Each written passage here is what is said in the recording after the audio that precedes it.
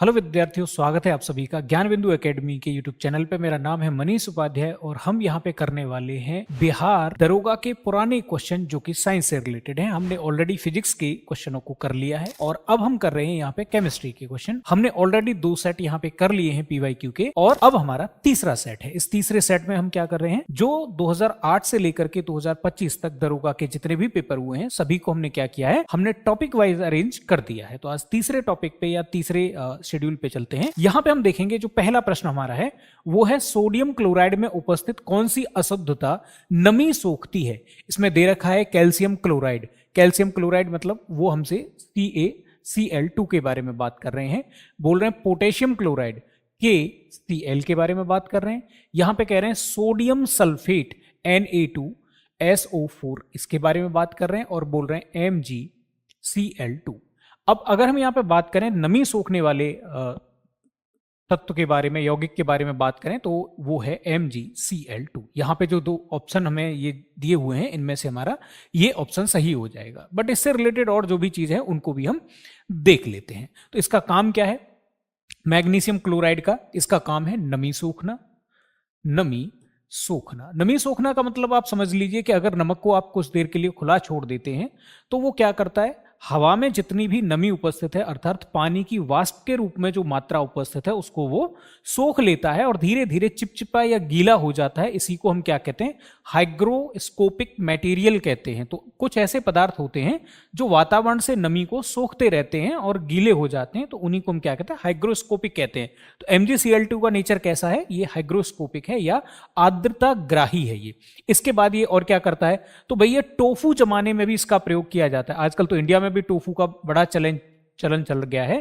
Tofu जमाने में, tofu जमाने में टोफू होता है सोयाबीन से, सोयाबीन मिल्क से बना हुआ होता है, लगभग आप पनीर जैसा उसको मान सकते हैं। तो टोफू बनाने के लिए होता है। और क्या होता है, ठंडे प्रदेशों में, ठंडे प्रदेशों में बर्फ हटाने के लिए भी क्या करते हैं, इसका बर्फ हटाने के लिए भी इसका प्रयोग किया जाता है। तो जैसे मान लीजिए शिमला है या कोई ऐसी जगह है जहां पे बहुत ज्यादा बर्फबारी हो रही है, तो वहां पे सड़कों से बर्फ हटानी है या जो छतें होती है वहां से बर्फ हटानी है, तो भी हम इसका यूज करते हैं उसके लिए। ठीक है।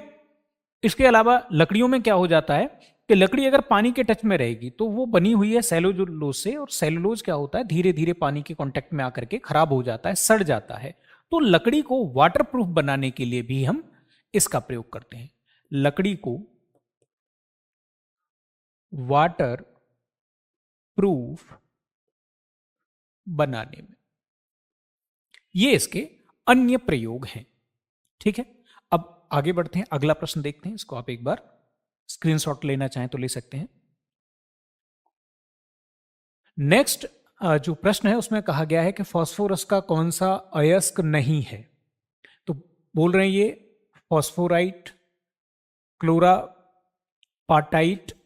और एक है ये फ्लूरोरापाटाइट और ग्रेनाइट। यहां पे हम बात करें तो ये बाकी के अयस्क हैं। ठीक है। इनमें सब में फास्फोरस पाया जाता है बट ग्रेनाइट में नहीं पाया जाता। उसकी वजह क्या है, तो हमारा आंसर क्या हो जाएगा, ग्रेनाइट हो जाएगा। उसकी वजह है कि जो ग्रेनाइट होता है, ग्रेनाइट एक आग्नेय चट्टान है।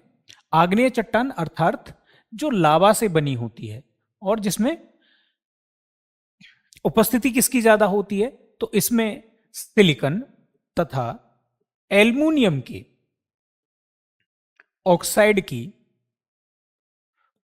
की अधिकता होती है। और भी कई चीजें हो सकती हैं इसमें, बट मेनली ये इनसे बना होता है। उसमें भी लगभग 60% इसमें सिलिकॉन ऑक्साइड होता है, जिसे सिलिका कहा जाता है, ये उससे बना होता है।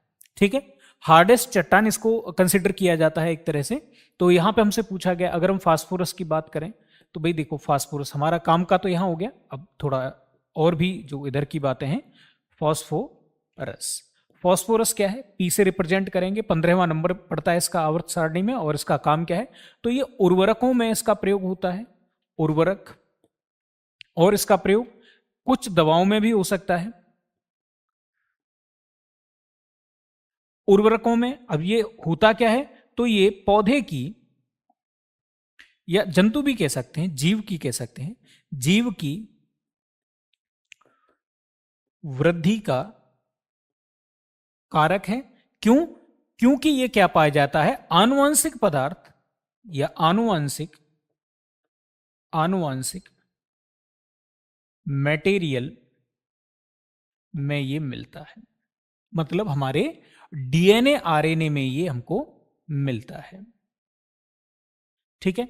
इसके अलावा लाल फास्फोरस का यूज हम कहां पे करेंगे, तो हम इसका प्रयोग करते हैं दियासलाई में करते हैं हम।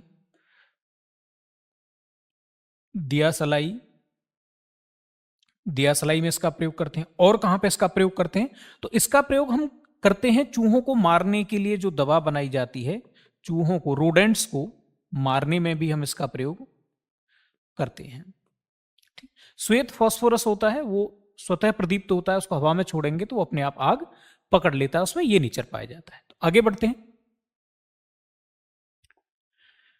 किस यौगिक का अणु संहति 40 है, मतलब जिसका अणुभार कितना होना चाहिए, 40 होना चाहिए। अब हम क्या करेंगे, एक एक करके देखेंगे यहां पे। तो NaCl, Na होता है 23 और Cl होता है लगभग 35.5। तो कितना हो जाएगा, तो ये हो जाएंगे 0.5 और ये हो गया आपका 8 और ये बन गया आपका 5। इसका मतलब ये आंसर नहीं है। फिर दूसरा वाला आंसर लेते हैं NaOH। इसका देखते हैं। तो Na का जो भार होता है, नंबर होता है इसका 11, इसका जो भार होता है वो होता है 23। ऑक्सीजन की बात करें 16, नंबर 8 होता है, भार 16 हो जाएगा। और हाइड्रोजन का नंबर भी 1 और भार भी 1। ये कितना हो जाएगा, तो आप देखेंगे 3 और 6 9 और 1 10, फिर 1 हो गया, तो ये 3 और 1 4 और 1 कुछ गड़बड़ हुआ है क्या, 17 30 40। ओके, हमारा NaOH क्या हो जाएगा, आंसर हो जाएगा, क्योंकि उसने हमसे 40 ही पूछा हुआ है। ठीक है। अब फिर बात करते हैं भाई कैल्शियम का। कैल्शियम का कितना होता है, नंबर पड़ता है इसका 20 और इसका परमाणु भार होता है 40। ऑक्सीजन इसमें आप जोड़ेंगे तो ऑक्सीजन का हो गया 16, तो इसका मतलब ये कितना हो जाएगा, 56 हो जाएगा। इसका मतलब ये भी नहीं होगा। ऐसे किसी और को भी पूछ सकता है, ऐसा नहीं कि सिर्फ इसी में पूछेगा। H4 इसके बारे में बात कर रहा है। तो यहाँ पे 2 कार्बन है, कार्बन का नंबर 6 होता है। भार आप ये मान लीजिए कि जो भी आपको नंबर याद है उसमें 2 का गुणा कर दीजिए लगभग। तो कितना हो जाएगा 12। और इसके अलावा आप हाइड्रोजन की बात करेंगे तो इसका 1 होता है, तो ये हो गया 12 24 और 4 26। इसका मतलब ये भी हमारा आंसर नहीं होगा। ठीक है, आगे की तरफ बढ़ते हैं अब इसको। ये यहां पे कह रहे हैं कि सूर्य से आती हुई पराबैंगनी किरणों में से कौन हमें बचाती है, ऐसी कौन सी किरण है जो हमें बचा रही है। अब आप देखेंगे सूर्य से जो किरणें आ रही हैं उनके भाग क्या हैं, पहले तो हमें ये आइडिया होना चाहिए। तो हम जानते हैं कि सूर्य से हमेशा जो प्रकाश आता है उसके मेन 3 भाग होते हैं, जिसे हम प्रकाश कह रहे हैं। उसके 3 भाग हैं। एक जिसे हम अवरक्त प्रकाश कहते हैं, अल्ट्रावायलेट रेज कहते हैं, जिसकी ऊर्जा बहुत ज्यादा होती है। दूसरा जिसे दृश्य प्रकाश कहा जाता है। दृश्य प्रकाश भी 7 तरह के रंगों से मिलकर के बना होता है या 7 तरह के प्रकाशों से मिलकर के बना होता है, जिन्हें हम विविग्योर कह सकते हैं। ठीक है, लाल से लेकर के बैंगनी के बीच के रंगों का ये स्पेक्ट्रम होता है। और जो लाल से भी जिसकी ऊर्जा कम होती है, सबसे कम ऊर्जा जिसकी होती है, उसे अवरक्त प्रकाश या IR रेडिएशन कहा जाता है। यह प्रकाश गर्मी पैदा करता है, अर्थात गर्मी को हम क्या कहते हैं, IR रेडिएशन कह देते हैं। अब जो कम ऊर्जा वाला प्रकाश है या जो बीच की ऊर्जा वाला प्रकाश है, जिससे देखने के लिए या गर्मी के लिए प्रयुक्त करते हैं, वो हमारे शरीर के लिए नुकसानदायक नहीं है। लेकिन जो अधिक ऊर्जा वाला प्रकाश है, जिसे हम अल्ट्रावायलेट रेज कहते हैं, ये बॉडी के लिए बहुत नुकसानदायक होती हैं। अगर जीव 1 कोशिकीय, द्विकोशिकीय या बहुत छोटा जीव है, जिसको हम सूक्ष्म जीव कहते हैं, तो उस केस में ये जीव को सीधे मार सकता है। और यदि जीव बड़ा है, जिसे बहुकोशिकीय जीव कह सकते हैं, जैसे कि हम हैं मनुष्य, ऐसे करके अगर कोई जीव है जिसका शरीर बड़ा है, तो वैसे केस में ये उसको मार तो नहीं पाएगा, लेकिन उसकी कोशिकाओं को डैमेज कर देगा और उनमें परमानेंट चेंज कर सकता है। और इसी अवस्था को हम त्वचा कैंसर के नाम से समझ सकते हैं। तो ये त्वचा कैंसर का एक कारक हो सकता है। तो उससे बचने के लिए प्रकृति ने क्या किया है, हमारी पृथ्वी के चारों तरफ वायुमंडल में ही ऑक्सीजन को कन्वर्ट करके बना दिया है ओजोन। और ये ओजोन क्या करती है, हमारी सुरक्षा करती है। तो यहां पे दे रहे हैं oxygen O2, carbon dioxide CO2, chlorine Cl2 और यहां पे ये है ओजोन। अब ओजोन बना कैसे? तो असल में हुआ क्या कि जब ऑक्सीजन के ऊपर अल्ट्रावायलेट रेज गिरती है तो ये ऑक्सीजन क्या हो जाती है, ये दो ऑक्सीजन परमाणुओं में टूट जाती है जो हाइपर एक्टिव होते हैं, और वैसे केस में ये क्या करते हैं, फिर जाते हैं ये किसी अदर ऑक्सीजन के पास और उसके साथ रिएक्शन करके ये ओजोन लेयर या ओजोन बना देते हैं। अब जैसे अगली बार जब कोई पराबैंगनी किरण इस ओजोन से टकराती है तो ये ओजोन क्या करती है, अब इससे जब टकराएगी तो ये फिर से दो पार्ट में टूट जाएगा, O2 प्लस O, और फिर क्या कर देगा, कुछ कम वेवलेंथ की एनर्जी रिलीज करेगा, या ये कह सकते हैं कम ऊर्जा वाली तरंग निकलती है। और जैसे ही ये ऊर्जा निकालेगा फिर से जुड़ के ये क्या बन जाता है, O3 बन जाता है, और इस प्रकार से ये पूरा का पूरा सिस्टम या पूरा का पूरा चक्र चलता रहता है, और ऊपर एक लेयर बन जाती है, पृथ्वी के चारों तरफ एक सुरक्षा कवच बन गया जिसे हमने कहा ओजोन लेयर। अब क्या हो जाए कि किसी वजह से ये ओजोन लेयर ऊपर से खत्म होने लग जाए तो उसे हम कहेंगे ओजोन छिद्र। अब यहां पे एक ऐसा मटेरियल है जिसे क्लोरीन कहा जाता है। वैसे तो क्लोरीन बहुत ज्यादा एक्टिव है, लेकिन क्लोरीन कभी भी ओजोन के टच में आएगा तो ये ओजोन को क्या करेगा, परमानेंटली स्थायी रूप से क्या कर देता है, स्थायी रूप से तोड़ देता है। अब क्योंकि हम ये कह रहे हैं कि ओजोन तोड़ता है, सॉरी क्लोरीन तोड़ता है, बट क्लोरीन हाइपर एक्टिव है तो वहां तक पहुंच नहीं पाएगा, 20 से 22 किलोमीटर ऊपर ये पहुंच नहीं पाता है। तो ये क्या करेगा, ये अकेला ट्रेवल नहीं करेगा, बल्कि ये किसके रूप में जाता है, तो जैसे हम फ्रीज का इस्तेमाल कर रहे हैं, हम एसी का इस्तेमाल कर रहे हैं, तो उनमें हम एक गैस का प्रयोग करते थे जिसे हम कहते हैं CFC, क्लोरोफ्लोरोकार्बन, या इनको हम क्या कहते हैं, हेलोजन्स, सॉरी इनको हम हेलोन्स भी कहते हैं। इन गैसों का प्रयोग करते थे, उनमें क्लोरीन की मात्रा रहती है, और क्लोरीन क्या करता है, ओजोन को तोड़ता है, जिसकी वजह से ओजोन यहां से खत्म होकर ऑक्सीजन में कन्वर्ट हो जाता है। यही प्रक्रिया ओजोन लेयर कहलाती है। हालांकि अब जो वैज्ञानिक हैं वो नए नए पदार्थों को यहां पे सजेस्ट करते हैं, और अब हम क्या करने लगे, हेलोन या CFC की जगह पे दूसरे ऐसे पदार्थों का प्रयोग करने लगे हैं जो ओजोन के लिए कम हानिकारक होते हैं। ठीक है, आगे बढ़ते हैं। अगले प्रश्न को आप देखेंगे तो यहां पे कहा गया है कि रसोई गैस में मुख्यतः होती है, यहां पे कह रहे हैं एसिटिलीन, कार्बन मोनोऑक्साइड और हाइड्रोजन का मिश्रण, एसिटिलीन कह रहे हैं यहां पे, और फिर कह रहे हैं मीथेन और पेट्रोल कह रहे हैं। जो रसोई गैस जिसे हम कह रहे हैं वो क्या है, रसोई गैस के रूप में आप किसका प्रयोग कर सकते हैं, आप बायोगैस का भी प्रयोग कर सकते हैं, ये भी हो सकता है। बायोगैस किसी चीज को सड़ाने से बनती है, खासतौर से गोबर या जो भी कार्बनिक अपशिष्ट पदार्थ होते हैं, जब उनको बैक्टीरिया सड़ाता है तो उसकी वजह से बायोगैस बनती है। बायोगैस का मेन जो कंपोनेंट होता है वो CH4 या मीथेन होता है। अब रसोई गैस के रूप में आप CNG का भी प्रयोग कर सकते हैं, या अगर ये पाइप के फॉर्म में आपके घर तक सप्लाई करी जा रही है तो इसको पाइपलाइन नेचुरल गैस भी आप कह सकते हैं, और अगर कंप्रेस्ड सिलेंडर के फॉर्म में इसको यूज कर रहे हैं आप तो इसको CNG कहा जाता है, कंप्रेस्ड नेचुरल गैस भी कहा जाता है। इसका जो मेन कंपोनेंट होता है वो भी CH4 होता है।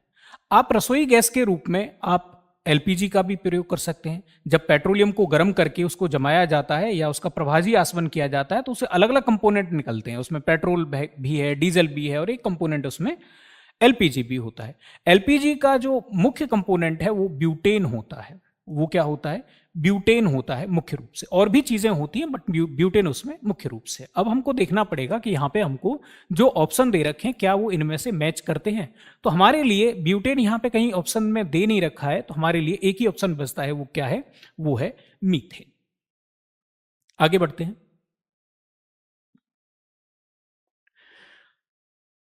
रासायनिक तत्वों के दूसरे तत्वों से योग करने की क्षमता का पता लगाया जाता है। तो यहां पे ऑप्शन दे रखे हैं परमाणु भार से, परमाणु नंबर से, तुल्यांक भार से, या फिर संयोजकता से। तो सबसे पहले तो समझ लेते हैं कि भाई परमाणु भार क्या है। परमाणु भार, परमाणु भार का मतलब है number of proton plus number of neutron, ये परमाणु भार हो गया। परमाणु नंबर की बात करें, परमाणु नंबर ये क्या शो करता है, परमाणु नंबर शो करता है नंबर ऑफ प्रोटॉन को। और यहां पे बात करें तुल्यांक की, तो तुल्यांक का मतलब होता है परमाणु भार में अगर आप संयोजकता का भाग दे दें, संयोजकता का भाग दे दें तो इसे क्या कहेंगे हम, इसे हम तुल्यांक भार कहेंगे, तुल्यांक।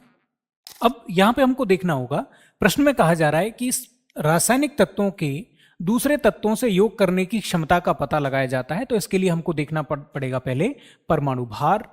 परमाणु भार किसे कहते हैं? परमाणु भार का मतलब होता है नंबर ऑफ प्रोटॉन्स।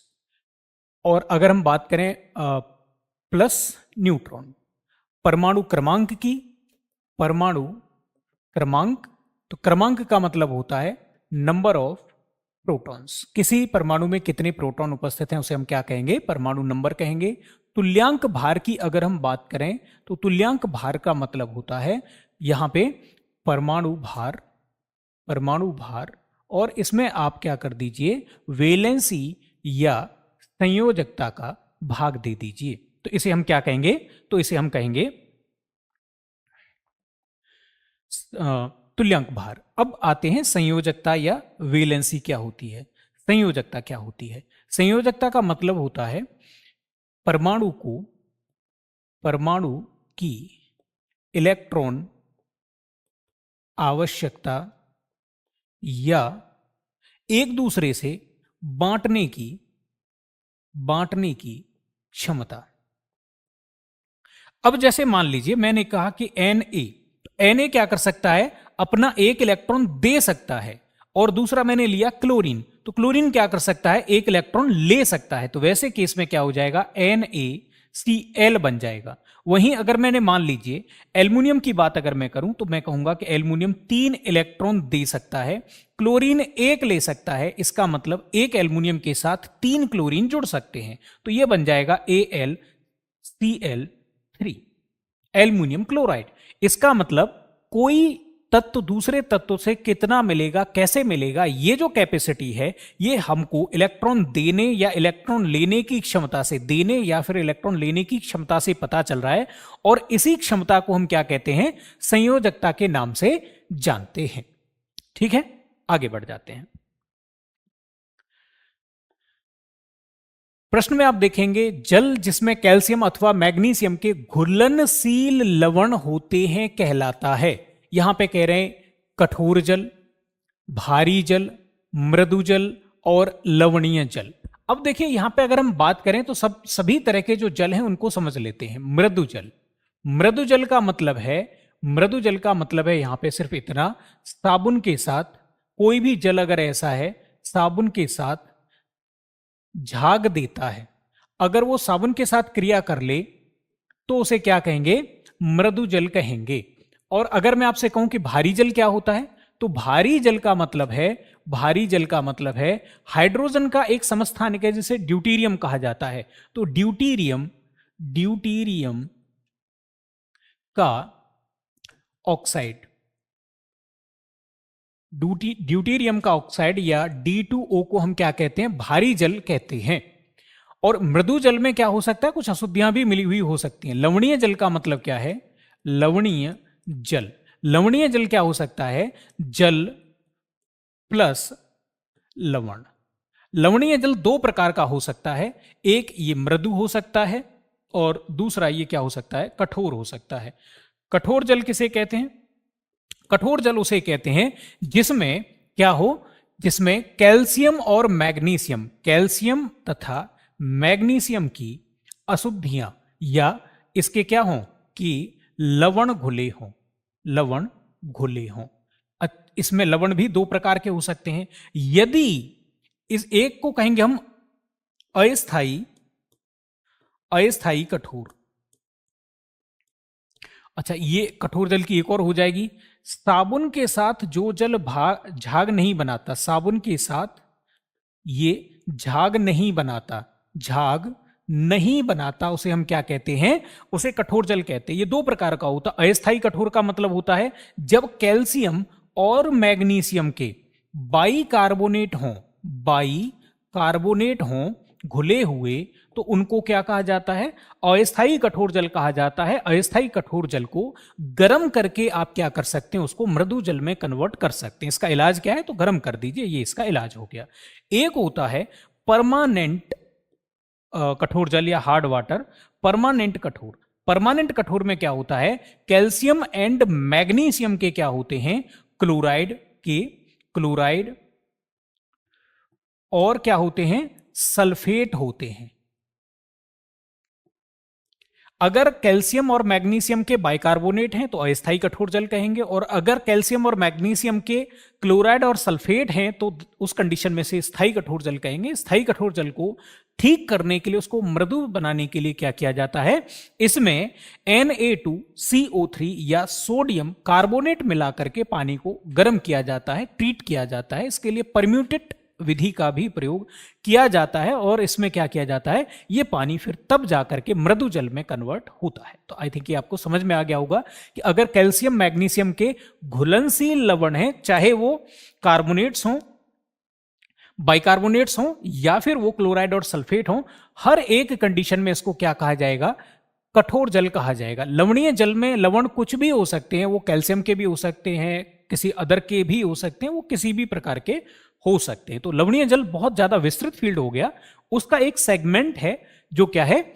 कठोर जल है। उसी का एक सेगमेंट है मृदु जल। मृदु जल का मतलब ये नहीं होता है कि उसमें कोई लवण नहीं होगा। मृदु जल में भी लवण होते हैं, किसी भी प्रकार के हो सकते हैं, बस वो क्या करेगा? साबुन के साथ झाग बना देगा, इसलिए हम उसको मृदु जल कह रहे हैं। ठीक है, आगे बढ़ जाते हैं। अब आप अगला प्रश्न देखेंगे। इसमें कह रहे हैं कार्बन नैनोट्यूब्स निम्न में से किस संरचनात्मक परिवार का सदस्य है? ये कह रहे हैं ग्लिसरॉल, या फिर पॉलीएनिलीन्स, या फिर अभीन्स, या फुलरीन्स। अब यहां पे हम बात करें तो देखो, कार्बन नैनो ट्यूब हो गया, या जो भी ये चीजें हैं, इनके लिए नैनो टेक्नोलॉजी का हम इस्तेमाल कर रहे हैं। यहां पे एक तत्व है हमारे पास, या एक यौगिक है, या कार्बन का एक अपर रूप है ग्रेफाइट। ग्रेफाइट क्या होता है? विद्युत का चालक है, विद्युत का चालक है। और ये क्या है? कार्बन का ये हेक्सागोनल अपर रूप है, अपर रूप है, एलोट्रोप है ये। अब वैसे केस में अगर हम इसको क्या करें? नैनो तकनीक के प्रयोग द्वारा इससे क्या क्या बन जाता है? तो देखो, इससे बनता है ग्राफीन। ग्राफीन में क्या होगा? इसके लेयर्स को हमने कट कर दिया तो इसी से ग्राफीन बन जाएगा। इसी से बन जाता है, अगर हम इसको अगर सीधा, जैसे आपकी किताब है उसमें जैसे पेज हैं, अगर ये पेज नुमा संरचना में है तो इसको ग्राफीन कहेंगे। यदि इसको हमने पेज को अगर क्या कर दिया, मोड़ दिया, एक फुटबॉल जैसी संरचना बना दी, तो इसे हम क्या कहेंगे? बकी बॉल कहेंगे इसको, या हम इसको फुलरीन कह देंगे। इसको क्या कह देंगे? फुलरीन कह देंगे। यदि उसी पेज को आपने क्या कर दिया? आपने फोल्ड कर दिया। जैसे एग्जांपल के लिए, जैसे हमारे पास ये बिहार दरोगा वाला बुक है, इसकी अगर हम बात करें, ठीक है, इस बुक को आप देखिए, तो अगर मैं कह रहा हूं कि ये पूरा का पूरा स्ट्रक्चर, तो आप कहेंगे कि ये क्या है? ये ग्रेफाइट हो गया पूरा स्ट्रक्चर। अब मैंने क्या कर दिया? इसको लेयर्स में कट कर दिया, तो मैंने एक लेयर ये निकाल दी आपके सामने, ये वाली एक लेयर निकाल दी, तो आप कहेंगे कि ये लेयर क्या है? तो इस लेयर का नाम आपने ग्राफीन रख दिया। नैनो टेक्नोलॉजी का हम इसमें यूज कर रहे हैं। और अगर मैंने इसको पूरा का पूरा, ये जो पेज एक निकाला, इस पेज को निकाल के पूरा एक गोल बना दिया, एक गेंद जैसा बना दिया। अगर इसको फोल्ड करेंगे तो गेंद जैसा बन जाएगा। गेंद जैसा बन गया तो वो क्या बन गया? फुलरीन बन गया। और अगर मैंने क्या कर दिया? अगर मैंने ये कर दिया कि इसको एक सिलेंडर टाइप का बना दिया, जैसे इस बुक को ऐसे भी तो फोल्ड किया जा सकता है ना, ऐसे करके, तो अगर मैंने ग्राफीन को या एक लेयर को ऐसे करके फोल्ड कर दिया तो ये पाइप टाइप का स्ट्रक्चर बन जाएगा, जिसमें लेंथ है प्लस ये यहां पे सर्कल टाइप का है। तो इस तरह का अगर स्ट्रक्चर बना दिया तो इसी को हम कहते हैं कार्बन नैनो ट्यूब। और अगर ऐसा भी होता है कई बार कि हमने पेज को लिया और पूरी तरह से उसे मसल के बहुत छोटा सा बना दिया, उसको एकदम सॉलिड बना दिया, तो फिर उसको हम क्या कहेंगे? उसको हम कहते हैं क्वांटम डॉट। क्वांटम डॉट, ये सभी एक ही तरह के मटेरियल से बने हुए हैं। अब आप देखेंगे यहां पे आपसे पूछा गया है कार्बन नैनोट्यूब निम्न में से किस एक संरचनात्मक परिवार का हिस्सा है। ये सारे के सारे ग्रेफाइट से ही बने हुए हैं नैनो टेक्नोलॉजी के द्वारा, ग्रेफीन, फोल्ड्रीन, सीएनटी और आपका carbon dot, sorry quantum dot. तो किसी कोई भी आपसे पूछेगा उसका आंसर क्या हो जाएगा, फोल्ड्रीन। फोल्ड्रीन की जगह पे यहां कोई दूसरा दे सकता है, कार्बन नैनो ट्यूब की जगह पे भी दूसरे को चेंज करके आपसे पूछ सकता है। आगे बढ़ते हैं। आपसे पूछा गया है निम्नलिखित में से कौन सी गैस भूमंडलीय ऊष्मीकरण का कारण नहीं है। भूमंडलीय ऊष्मीकरण का मतलब है कुछ गैसें होंगी जो क्या करेंगी, ग्रीन हाउस इफेक्ट शो करती हैं। ग्रीन हाउस इफेक्ट का मतलब क्या हो गया, ग्रीन हाउस इफेक्ट का मतलब है, ग्रीन हाउस इफेक्ट या प्रभाव, इसका मतलब है कि गैस क्या करती हैं, गैस या फिर हमारा वायुमंडल पृथ्वी पर आई कुल ऊष्मा को, भाई ऊष्मा बजट कब होगा, सूर्य से आपको जितनी ऊष्मा मिली है दिन में, रात को आप वो वापस कर दीजिए, या पूरे साल में आपको जितनी ऊष्मा मिली है साल भर बाद वो वापस हो जानी चाहिए। तो ये क्या रहेगा, इसको हम कहेंगे बैलेंस्ड या इसको हम कहेंगे बजट। तो ये कहलाता है ऊष्मा बजट। बट क्या हो जाए कि गैस या वायुमंडल की ऐसी कंडीशन बन जाए जो पृथ्वी पर आने वाली कुल ऊष्मा को वापस न जाने दे, तो इसे ही हम क्या कहते हैं, इसे ग्रीन हाउस इफेक्ट कहते हैं। इसका प्रभाव क्या होता है, तो इसकी वजह से पूरी दुनिया में गर्मी बढ़ने लग जाती है। इसकी वजह से क्या होगा, गर्मी बढ़ने लगेगी, जिसे हम कहते हैं ग्लोबल वार्मिंग, जिसको हम क्या कहते हैं, वैश्विक तापन के नाम से जानते हैं। अब यहां पे कौन कौन सी ऐसी गैसें हैं, ग्रीन हाउस जो गैसें, गैस जो क्या करती हैं, गैस जो ग्रीन हाउस प्रभाव को क्या करती हैं, प्रभाव दिखाती हैं, उन्हीं को हम क्या कहते हैं, ग्रीन हाउस गैस कहते हैं। और एग्जाम्पल के लिए हमारे पास वो गैस कौन सी है, तो हमारे पास कार्बन डाइऑक्साइड वो गैस है, नाइट्रोजन के जो भी ऑक्साइड्स हैं जो NOx कह सकते हैं आप, वो सारे के सारे, जलवाष्प अपने आप में एक बहुत बढ़िया हमारे पास एग्जाम्पल है जो क्या करता है, ग्रीन हाउस प्रभाव दिखाता है। सबसे ज्यादा इफेक्टिव कार्बन डाइऑक्साइड और जलवाष्प है। अब यहां पे हमारे पास अगर ये भी है ग्रीन हाउस इफेक्ट का एक कारण, ये भी ग्रीन हाउस इफेक्ट का एक कारण है, ये भी ग्रीन हाउस इफेक्ट का कारण है, तो SO2 हमारे पास ग्रीन हाउस इफेक्ट का कारण नहीं होगा।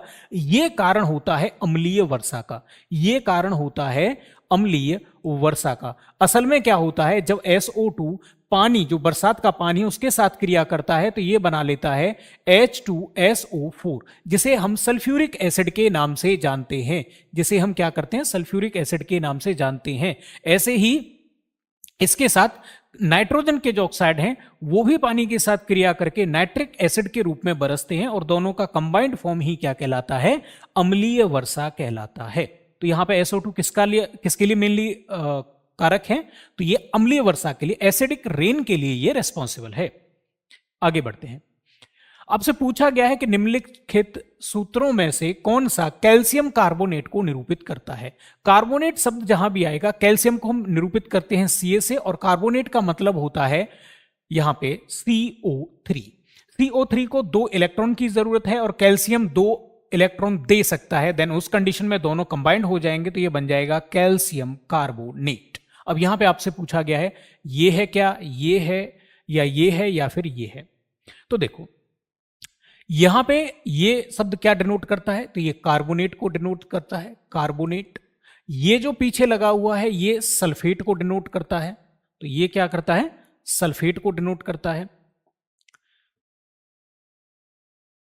और यहां जो ये O लगा हुआ है ये ऑक्साइड को डिनोट करता है, ये ऑक्साइड को डिनोट करता है। और SO3 यहां पे सल्फाइड को डिनोट करता है, ये क्या करता है, सल्फाइड को डिनोट करता है या सल्फाइड को डिनोट करता है। ठीक है, तो ये क्या हो जाएगा, कैल्शियम सल्फाइड, ये हो जाएगा कैल्शियम ऑक्साइड, ये हो जाएगा कैल्शियम कार्बोनेट, और ये हो जाएगा आपका मैग्नीशियम सल्फेट। सो हमसे पूछा है उसने calcium carbonate, so calcium carbonate हमारा CaCO3 आंसर हो जाएगा। वैसे ये होता क्या है, तो ये क्या है, ये हमारे पास, इसी से हम क्या करेंगे, अगर इसको हम गर्म कर देते हैं थोड़ा सा, तो गर्म करने पर क्या हो जाएगा, कैल्शियम और ये ऑक्सीजन बच जाएंगे और इसमें से कार्बन डाइऑक्साइड गैस अलग निकल जाएगी। अर्थात ये क्या करता है, भुजा चूना बनाने के काम में आता है। इसके अलावा जितने भी हमारे दंत मंजन होते हैं, ये दंत मंजन, या फिर हमारे पास जितने भी पेस्ट हैं दांत मांजने के लिए, पेस्ट में इसका प्रयोग किया जाता है। भवन निर्माण की सामग्री में, भवन निर्माण में इसका प्रयोग किया जाता है। और इसके अलावा कुछ दवाओं में भी इसको एडिटिव के रूप में डालते हैं, दवाओं में भी इसको डाला जाता है। इसके अलावा इसका और क्या यूज है, तो जो कुछ जीव हैं, कुछ जीवों की खोल इससे बनी होती है, कुछ जीवों की खोल बनी होती है इसके द्वारा। एग्जाम्पल के लिए अगर मैं बात करूं तो मूंगे की बात कर सकता हूं, एग्जाम्पल के लिए अगर मैं बात करूं तो मोती की बात कर सकता हूं, ओएस्टर की बात कर सकता हूं। तो ये जीव कैसे होते हैं, जो जिनका शरीर बहुत ज्यादा मुलायम होता है, तो अपनी सुरक्षा के लिए वो क्या कर लेते हैं, कैल्शियम कार्बोनेट की एक खोल बना लेते हैं। इसी को तो हम संगमरमर भी कहते हैं, इसी को तो हम संगमरमर भी कहते हैं। अगर ये सॉलिड फॉर्म में हो जाता है, कन्वर्ट हो जाता है, रूपांतरित हो जाता है, तो ये क्या हो जाता है, संगमरमर में कन्वर्ट हो जाता है। अब आगे बढ़ते हैं। आप इस वाले प्रश्न में देखेंगे, निम्न में से कौन सा खाने के नमक के नाम से जाना जाता है। तो खाने के नमक को हम कहते हैं कॉमन साल्ट या सोडियम क्लोराइड। उसको क्या कहा जाता है, सोडियम क्लोराइड कहा जाता है। सोडियम से रिप्रेजेंट करेंगे Na और क्लोराइड से रिप्रेजेंट करेंगे क्लोरीन Cl। तो यह हमारा आंसर क्या हो जाएगा, सोडियम क्लोराइड यहां पे हो जाएगा। अभी हमने इसके बारे में बात करी थी, ये क्या है, तो ये अभी इस वाले प्रश्न में, आप पिछले वाले प्रश्न में देखेंगे, इसको हमने क्या कहा था, इसको हमने भुजा चूना कहा था या कैल्शियम ऑक्साइड इसका नाम दिया था। ठीक है, ये Al2 या AlCl3 की अगर हम बात करें तो ये क्या है, तो ये है एल्युमिनियम क्लोराइड। और अगर हम बात करें इसकी MgCl2 तो ये क्या हो गया, मैग्नीशियम क्लोराइड। ठीक है, और ये हो गया सोडियम क्लोराइड। आगे बढ़ते हैं। निम्न में से कौन सी किरण धन आवेशित कणों से युक्त है। अब ये टॉपिक कहां से आता है, तो ये टॉपिक आता है रेडियो एक्टिविटी। इसका मतलब क्या होता है, नाभिक का स्वतः विघटित होना क्या कहलाता है, रेडियो एक्टिविटी कहलाती है। इसमें कितने, तीन तरह की तरंग इसमें निकलती है, तीन तरह की तरंग निकलती हैं। एक को हम कहते हैं अल्फा किरण या अल्फा तरंग या अल्फा कण भी इसको कहते हैं। अल्फा किरण की बात करें तो ये दो प्रोटॉन दो न्यूट्रॉन से मिलकर बनी होती है, इसे हीलियम का नाभिक भी कहते हैं, अब क्योंकि न्यूट्रॉन पे कोई आवेश नहीं होता है, लेकिन प्रोटॉन पर एक धनात्मक आवेश होता है जिसे हम मूल आवेश के नाम से जानते हैं। तो इस पे दो मूल आवेश के बराबर यहां पे पॉजिटिव चार्ज है, इसलिए ये कैसा हो गया, ये इस पे 2e के बराबर क्या हो जाएगा, आवेश हो जाएगा, अर्थात पॉजिटिव चार्ज इस पे होता है, पॉजिटिव चार्ज इस पे होता है। यदि किसी अगर एक परमाणु से या नाभिक से एक अल्फा कण निकलेगा तो इसका मतलब उसमें से दो प्रोटॉन निकल गए हैं और दो उसमें से न्यूट्रॉन निकल गए हैं। तो भार में आएगी 4 की कमी, लेकिन उसके नंबर में आएगी 2 की कमी। ठीक है, अब यहां पे हमसे कह रहा है कि कौन सी किरण धना आवेशित कणों से बनी है, धना आवेशित कणों से बनी है, तो हमारा यहां पे अल्फा, बीटा, अल्फा और ये बीटा, ये गामा और ये एक्स किरण। सो हमारा आंसर तो हमें यहीं से मिल गया। अब जो दूसरी तरह की किरण निकलती है उसे हम कहते हैं बीटा किरण। बीटा किरण क्या होता है, तो ये इलेक्ट्रॉन से बनी होती है, इलेक्ट्रॉन से बनी होती है, अर्थात ये कैसी होती है, तो इस पर नेगेटिव चार्ज होता है, इस पर ऋणात्मक आवेश होता है। गामा किरण की अगर हम बात करें तो गामा किरण क्या होती है, तो ये इलेक्ट्रोमैग्नेटिक तरंग होती है, इस पर कोई आवेश नहीं होता, इस पर आवेश नहीं होता, ये कैसी होती है, निरावेशित होती है। अब यहां पे बात कर लेते हैं जो उसने एक्स किरण दिया है, तो एक्स किरण को क्या कहते हैं, इलेक्ट्रॉन के किसी भारी धातु क्या हो सकती है, टंगस्टन एग्जांपल हम लेते हैं, भारी धातु से टकराने पर निकली किरण क्या कहलाती है? एक्स किरण कहलाती है। एक्स रेज में इसका प्रयोग किया जाता है और रोंजन ने इसको डिस्कवरी करी थी। रोंजन ने इसकी डिस्कवरी करी, इसलिए उनको नोबेल प्राइज मिला और रोंजन ही पहले वो साइंटिस्ट हैं जिनको फिजिक्स का नोबेल दिया गया था 1901 में। ठीक है, आगे बढ़ते हैं। आप इस वाले प्रश्न को देखिए, कच्चे खाने वाले पदार्थों को धोना चाहिए। HCl, HCl क्या है?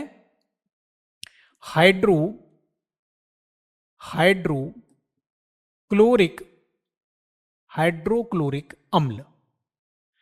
अम्ल में धोने पर क्या हो जाएगी? सब्जी पूरी तरह से डिस्ट्रॉय हो जाएगी। H2SO4, इसको हम क्या कहते हैं? सल्फ्यूरिक अम्ल कहते हैं इसको। तो किसी चीज को अम्ल से नहीं धोया जाता है, तो ये भी नहीं, ये भी नहीं है। अब बात करते हैं ये क्या चीज है, तो ये है पोटेशियम पर मैग्नेट, इसको कहा जाता है। इसे हम लाल दवा के नाम से भी जानते हैं, लाल दवा के नाम से भी जानते हैं। इसका प्रयोग क्या किया जाता है? तो अभी भी इसका प्रयोग करते हैं, और पहले तो गवर्नमेंट खुद से इसका प्रयोग करवाती थी हर गांव में, हर मोहल्ले में जाकर के। तो पानी के जो सोर्स थे, अब जैसे हम नल से पानी प्रयोग करते हैं, पहले कुएं के पानी का ज्यादा इस्तेमाल होता था। कहीं पानी खुला हुआ है, कुआं है, तो उसमें क्या होते थे? मच्छरों के अंडे विकसित होकर लार्वा बनाते थे। तो लार्वा वगैरह को किल करने के लिए, क्योंकि लार्वा ही आगे चल के मच्छर बनेगा, वो विकसित होकर मच्छर बनेगा, तो उनको किल करने के लिए क्या किया जाता था? कुओं में लाल दवा डाल दी जाती थी। इसका मतलब इसका प्रयोग हम कहाँ करेंगे? जीवों को मारने के लिए या कीटों को मारने के लिए, कीटों को मारने के लिए इसका प्रयोग करते थे। इसके अलावा ये क्या होता है? तो कहीं इन्फेक्शन हो गया तो ये डिसइंफेक्शन का काम भी करता है। डिसइंफेक्शन,